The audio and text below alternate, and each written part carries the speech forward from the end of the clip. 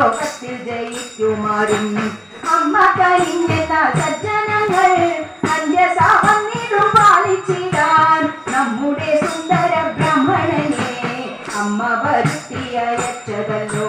പാരിന്റെ നന്മയെ പ്രാർത്ഥിക്കുന്ന നാരദൻ കൂട്ടിക്കൊളുത്തി വിട്ട് ലോകവിമോഹനമായ വേളി ലോകത്തിൽ മംഗളം നേർന്നിടത്തെ.